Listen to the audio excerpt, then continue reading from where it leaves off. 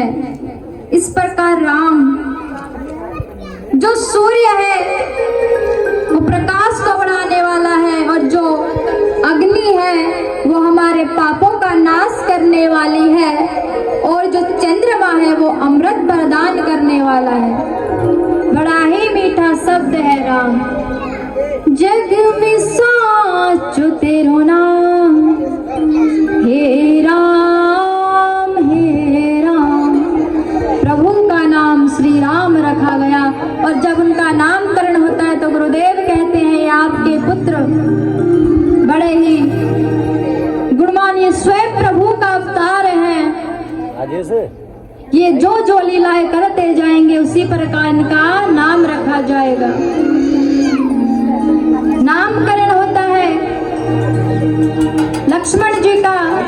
लक्ष्मण जी का अर्थ होता है जो सब शुभ लक्षणों के धाम है, उनका नाम लक्ष्मण। सभी जो शुभ लक्षण है उनका ही नाम लक्ष्मण। भरत जी, भरत का अर्थ होता है जो इस विश्व का भरण पोषण करते हैं, उन्हीं का नाम भरत है।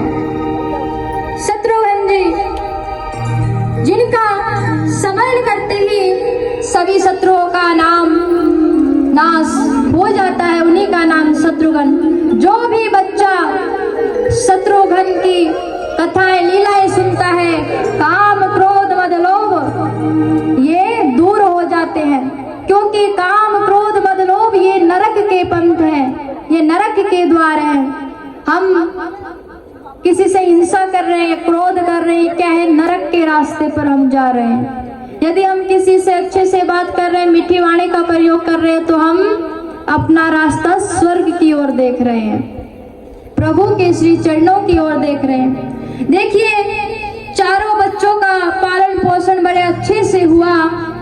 जो माता कैकेयी थी ना, वो श्री राम जी से बहुत प्रेम करती थी, और कौशल्या माता भरत जी से बहुत प्रेम करती थी।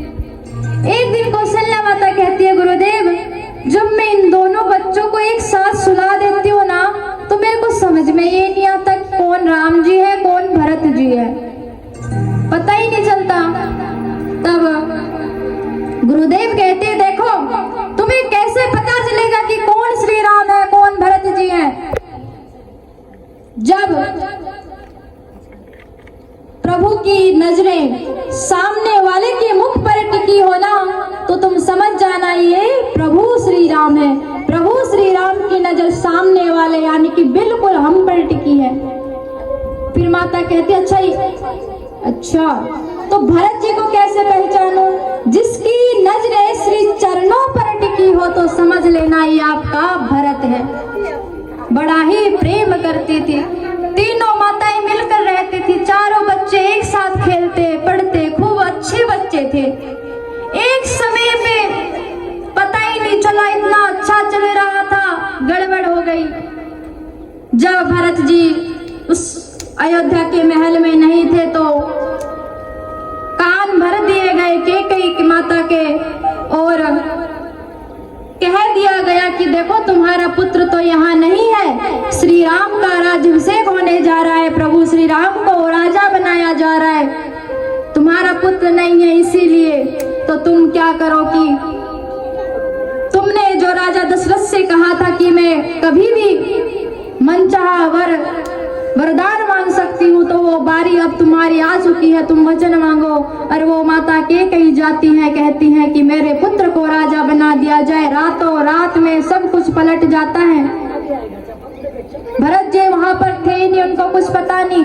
आज के समय में जो घर गृहस्थी को लेकर जो लड़ाई होती है ना, वो माता भाइयों के द्वारा तो होती नहीं, माताएं सबसे आगे आती हैं।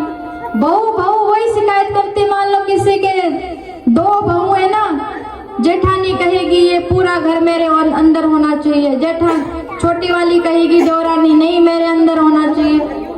भाइयों को कोई मतलब नहीं है, लेकिन माताओं को बहुत ज्यादा मतलब है राज्य को लेकर। देखिए रामायण क्यों बनी कि इदम नम नमः, कि ये मेरा नहीं है, ये मेरा नहीं है, जो है सो प्रभु का है। और महाभारत क्यों बना, इदम ममः, ये सब मेरा है, ये सब मेरा है करके जहाँ लड़ाई हुई वो महाभारत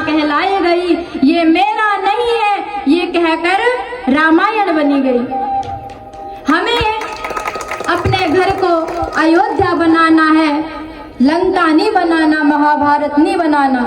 घर में सबको ऐसे मिलकर रहना है कि अयोध्या बन जाए, पुत्र पुत्रियां ऐसी भक्ति में लग जाए कि कोई भरत बन जाए, कोई लक्ष्मण, कोई प्रभु श्री राम बन जाए। जिस घर में ऐसा भक्ति भाव का बच्चा पैदा हुआ हो, भक्ति में प्रभु में खुद ने समरण कर दिया हो, समझ लेना वो साधारण बालक नहीं है, वो स्वयं भरत के समान है, वो कोई साधारण बच्चा नहीं है। जिस घर में एक ऐसी बेटी पैदा हो गई हो कि प्रभु में इतना लगन हो गया, समझ लेना वो साधारण कन्या नहीं, वो मीरा के सम्मान मानी गई है, मीरा के सम्मान है। पूजनीय योग्य होते हैं वो बच्चे, चरण माता पिता भी छू लिया करते हैं ऐसे बच्चों के जो इतना भक्ति भाव में डूब जाते हैं, क्योंकि प्रभु के अलावा तो कोई नहीं होता। सब पलट गया और प्रभु कुछ ना कहते हुए अपने पिता के वचनों का पालन करते हुए क्या है, वनवास की ओर निकल गए। जब वो वनवास में पहुंचे तो वनदेवी ने उनका स्वागत किया, आइए पधारिए, मैं आपकी क्या सेवा कर सकती हूँ, वनदेवी ने श्री राम जी से कहा। तो जरा सोच कर देखिए कि प्रभु ने क्या मांगा होगा वनदेवी से, क्या मांगा होगा जब प्रभु श्री राम वहां पहुंचे, तो बताओ। भगवान ने कहा, वनदेवी का प्रश्न है श्री राम जी से कि आपको क्या चाहिए, तो भगवान कहते हैं देखो, जो रूखा सूखा मिल जाए वो हम खा लेंगे, पेड़ों से फल जो प्राप्त होगा वो हम खा लेंगे, झोपड़ी बना लेंगे उसमें हम रह लेंगे, चित्रकूट पर पहुंचे हैं, जैसे तैसे हम रह लेंगे, लेकिन आपसे हम एक निवेदन करते हैं कि जिस रास्ते से मैं आया हूं ना, उस रास्ते के कांटों को हटा दिया जाए। तब वनदेवी कहती है, क्षमा करना महाराज, लेकिन आप तो आ गए ना, अब मैं कांटों को क्यों हटाऊं, अब आप आने के बाद कांटे हटाऊं ना हटाऊं उसका क्या। तब प्रभु श्री राम देखिए कितनी प्यारी बात बोलते हैं कि देखो, मैं तो आ गया, लेकिन मुझे ढूंढता ढूंढता मेरा भरत इसी रास्ते से आएगा, उसके एक भी कांटा चुभ गया तो उसका हृदय ये सोचकर टूट जाएगा कि मेरा भाई मेरे कारण इन्हीं रास्तों से चल कर गया है, मेरा भाई इन्हीं रास्तों से चल कर गया है। देखिए कैसा पवित्र प्रेम है दोनों भाइयों का। हटा दिया जाए कांटे। तब वनदेवी कहती है, भरत के लिए ये कांटे हटा। अरे भरत के तो हृदय से वो इंद्र का धनुष टूट जाता है, उसमें इतना बल है, इतनी शक्ति है कि उसका कोई कुछ बिगाड़ नहीं सकता। उसको ये कांटे क्या बिगाड़ेंगे, उसको ये कांटे क्या करेंगे। तब राम जी कहते हैं, ये कांटे उसका कुछ नहीं बिगाड़ेंगे, लेकिन वो ये सोचकर टूट पड़ेगा कि मेरा भाई इन रास्तों से गया है, इसी रास्ते से गया है। भरत जी ने कुछ चप्पल नहीं पहने, उन्हीं रास्तों से आए। वनदेवी ने सारे कांटे हटा दिए। जैसे ही भरत जी प्रभु श्री राम से मिले तो कहते कि मैं आपको मुंह दिखाने का लायक नहीं हूँ, मैं अपराधी हूँ। और वहां पर कौशल्या माता, कैकेयी माता, सुमित्रा माता, सभी माताएं जाती हैं। सबका बहुमत एक ही है कि राम को वनवास से वापस लेकर उसे अयोध्या में उनका राज्याभिषेक करना, सबका एक ही बहुमत है। यहाँ तक कि कैकेयी माता भी यही चाहती है कि प्रभु श्री राम का ही अभिषेक हो, सबका बहुमत एक ही है।